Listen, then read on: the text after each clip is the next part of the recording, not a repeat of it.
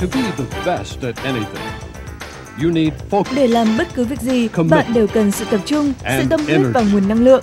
Ngay cả khi Whether bạn you chỉ just muốn want cảm to thấy khỏe feel khoắn hơn better hay cải thiện sức khỏe or sinh be sản, more năng lượng productive, trong mỗi người là cái tạo nên sự energy khác is biệt giữa what chúng ta. makes the difference.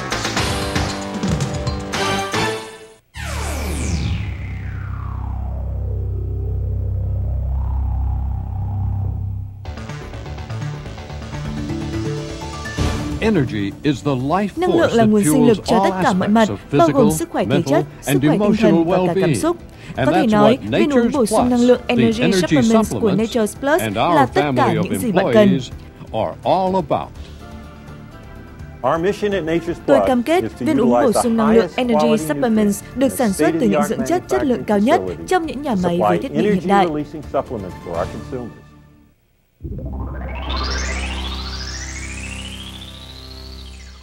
Nature's Plus có dịch vụ rất đáng tin cậy, sản phẩm chất lượng cao và thông tin chỉ dẫn cụ thể. Điều này rất quan trọng với những khách hàng, đồng thời tạo được uy tín cho thương hiệu. Nature's Plus có dây chuyền sản xuất vô cùng phát triển, đáp ứng những tiêu chuẩn cao từ khâu đóng gói, dán nhãn, giao hàng, tạo được sự tín nhiệm trong lòng khách hàng. Ngoài ra, khách hàng luôn được hỗ trợ bởi một dịch vụ hoàn hảo, điều mà họ mong muốn từ những thương hiệu hàng đầu trong công nghiệp sản xuất thực phẩm chức năng. Nature's Plus mang đến cho bạn viên uống bổ sung năng lượng với chất lượng vượt trội, đáp ứng nhu cầu cao của người tiêu dùng.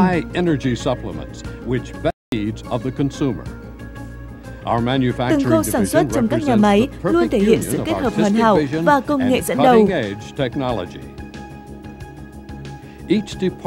Mỗi khu vực được thiết kế với một nhiệm vụ chuyên biệt nhằm tạo ra những sản phẩm đạt chất lượng cao nhất có thể.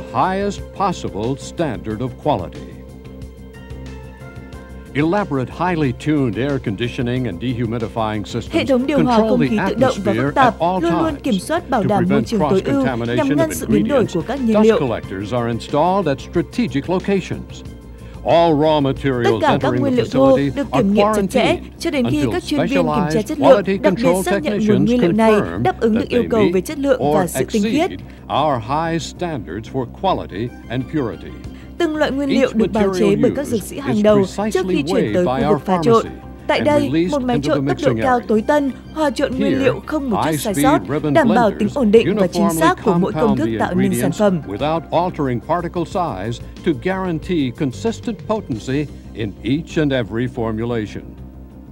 Cứ mỗi 500 viên sản phẩm được sản xuất thì lại có một cuộc phân tích ngay lập tức tất cả các đặc tính, bao gồm sự biến đổi trọng lượng, khả năng giãn nở, tính cứng, độ dày và tất cả các đặc tính hữu cơ khác đối với từng viên sản phẩm.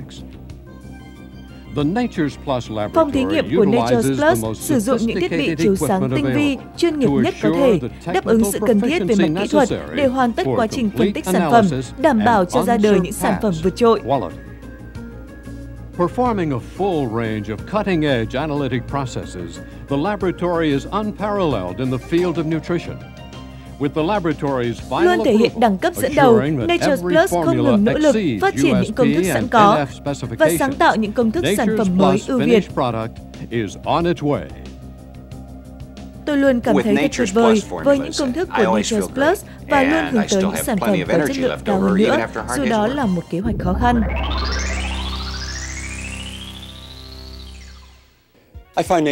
Nature's Plus là một công ty thực sự uy tín. Họ luôn nhấn mạnh yếu tố chất lượng và dịch vụ chăm sóc khách hàng. Sản xuất những viên uống bổ sung dinh dưỡng với chất lượng cao nhất chỉ là bước đầu tiên trong sự tận tâm của Nature's Plus với khách hàng. Bước tiếp theo chính là cung cấp dịch vụ bán hàng vượt trội. Từ phòng nghiên cứu khách hàng, xử lý đặt hàng, giao hàng, chăm sóc sau bán hàng, luôn luôn cam kết mang đến một dịch vụ tuyệt vời. Điều này được thống nhất đối với tất cả các thành viên trong đại gia đình Nature's Plus.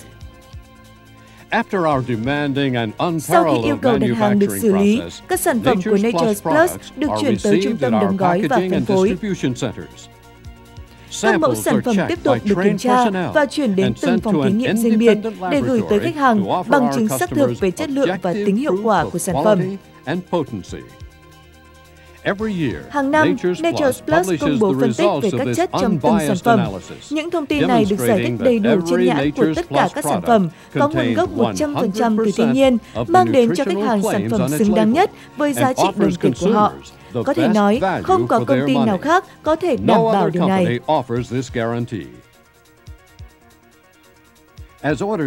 Khi có yêu cầu đặt hàng, sản phẩm được đóng gói bằng những thiết bị hiện đại, đồng bộ kiểm soát tuyệt đối về nhiệt độ và độ ẩm.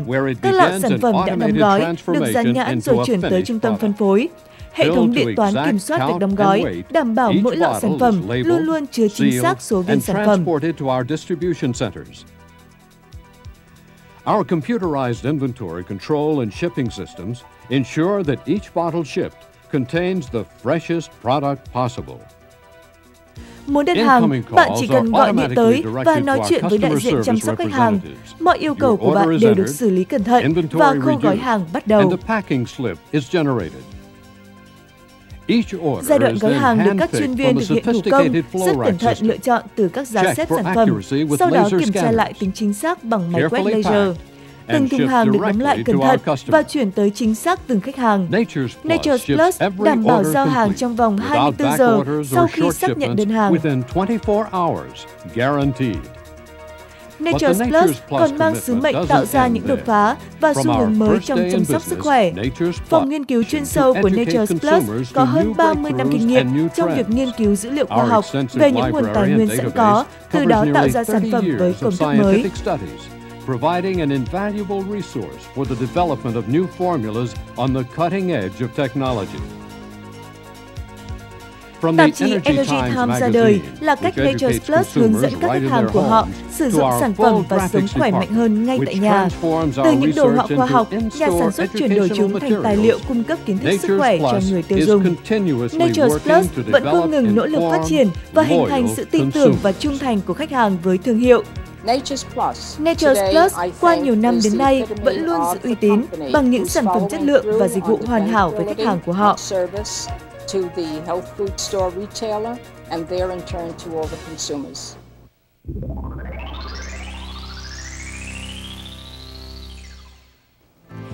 Trước khi dùng sản phẩm của Nature Plus, mỗi ngày của tôi đều rất mệt mỏi, nhưng bây giờ thì tôi cảm thấy khỏe mạnh hơn và tràn đầy năng lượng.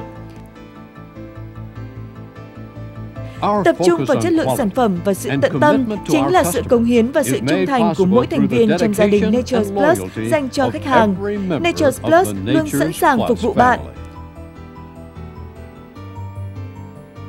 The Nature Plus family is here to serve you. Hơn 1/4 thế kỷ qua, Nature Plus luôn cam kết mạnh mẽ và trung thành với phương châm vì một cộng đồng khỏe mạnh. Chúng tôi không bao giờ chấp nhận việc hy sinh chất lượng sản phẩm để đổi lấy lợi nhuận.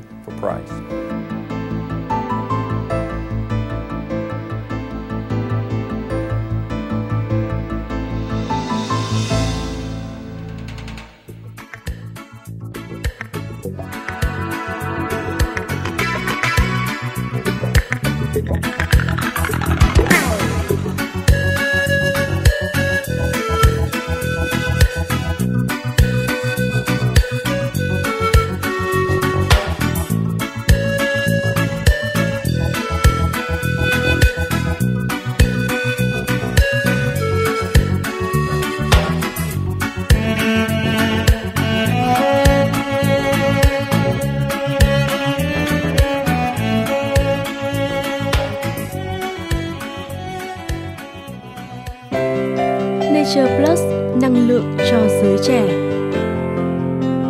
Nature Plus, sức khỏe cho người già.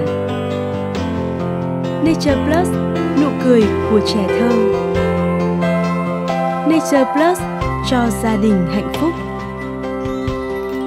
Nature Plus, nhãn hiệu thực phẩm chức năng cao cấp của Mỹ đã có mặt tại Việt Nam. Megasun tự hào là nhà phân phối độc quyền Nature Plus tại miền Bắc.